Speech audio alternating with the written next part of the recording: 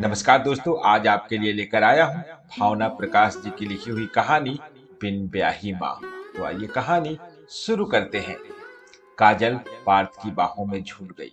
पार्थ ने भी उसे गर्मजोशी से अपनी आगोश में कस लिया और बड़ी कोमलता से कई चुंबन उसके गालों और माथे पर अंकित करने के बाद अपने तपते होंठ उसके होंठ पर रख दिए।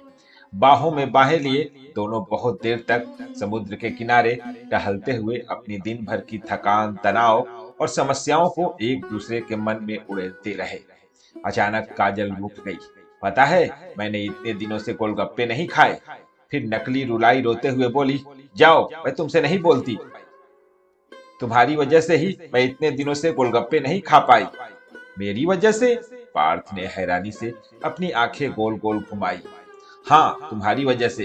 तुमने ही तो टहलने के लिए जगह बदली है।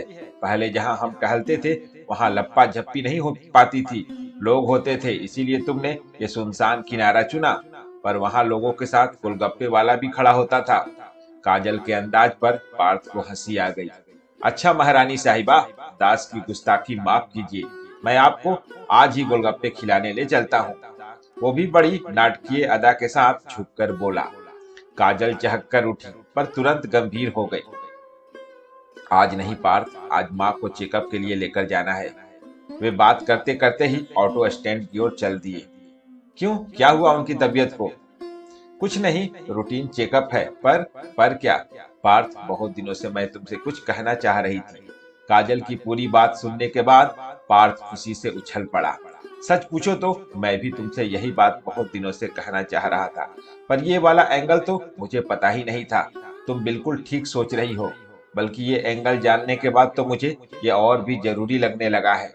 आज काजल का मन बड़ा ही उत्साहित और हल्का हो गया था। उसकी सभी योजनाओं पर पार्थ ने सहमति और सहयोग की मुहर लगा दी थी। अब उसे सब कुछ बहुत आसान लगने लगा था।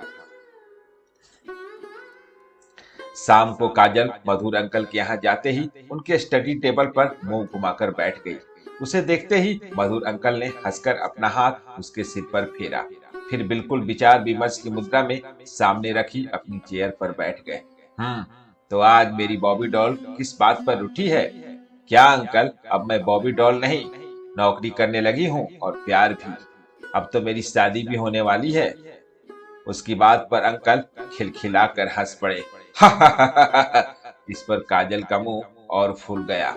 हाँ, पर ये तुझसे किसने कहा कि नौकरी, प्यार या शादी करने से बच्चे बड़े हो जाते हैं? मेरी नजर से देख, आज भी जब कोई बात तेरे दिमाग में अटक जाती है तो तू बिल्कुल वैसे ही मुंह फुलाकर मेरी स्टडी टेबल पर बैठ जाती है, जैसे पहली बार जब तू 10 साल की थी तब आकर बैठी थी। हाँ, और उस दिन मैंने जो जीत की थी वही आज दोबारा करने आई हूँ। मधुर अंकल की आंखों में दर्द, स्नेह, असमंजस के मिले जुले भाव गहरा गए। वे बेबस मुस्कान के साथ बोले, अब तो तू बड़ी हो गई है, समझ सकती है कि इन मामलों में जबरदस्ती नहीं चलती। फैसला तो तेरी माँ को ही करना है। अगर वो ही, बस यही बात तो आज मुझे आपसे साफ साफ पूछनी है। आप आज भी माँ को प्यार करते हैं ना? अगर मैं माँ की सहमति पक्की कर लूं तो आप उन्हें साफ शब्दों में प्रपोज करेंगे? मधुर प्यार से काजल को देखते रहे, फिर सहमति की मुद्रा में उसके सिर पर हाथ फेर दिया। तुम्हारा काम हो गया। पार्थ ने दूसरे ही दिन पूरी जानकारी के साथ मोबाइल आगे कर दिया। खुशी से चहकती काजल आगे की योजना बनाने में लग गई।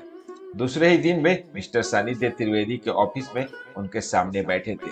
हम सॉफ्टवेयर इंजीनियर हैं, पार्टनरशिप में काम करते हैं, लोगों से उनकी रिक्वायरमेंट पूछकर कस्टमाइज सॉफ्टवेयर बनाते हैं। काजल और पार्थ ने अपना परिचय दिया।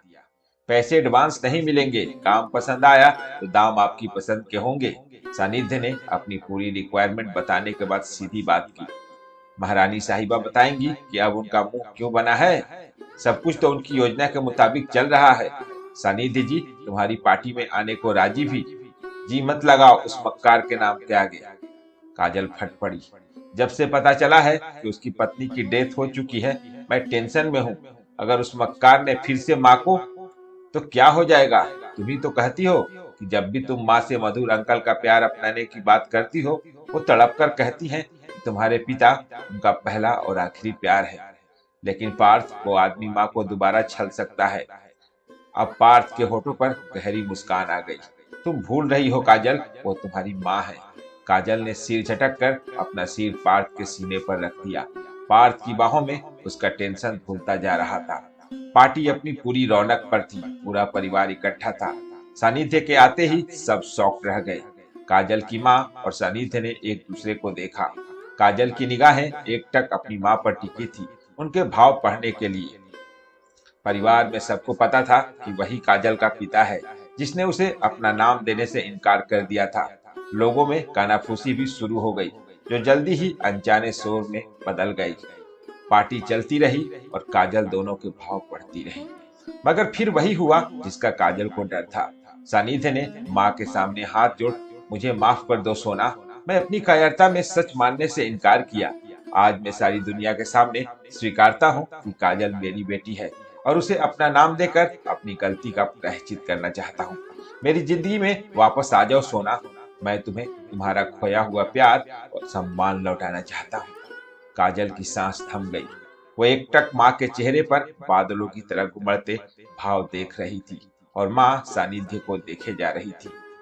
अचानक वो चीख पड़ी, तुम मुझे मेरा सम्मान वापस करोगे?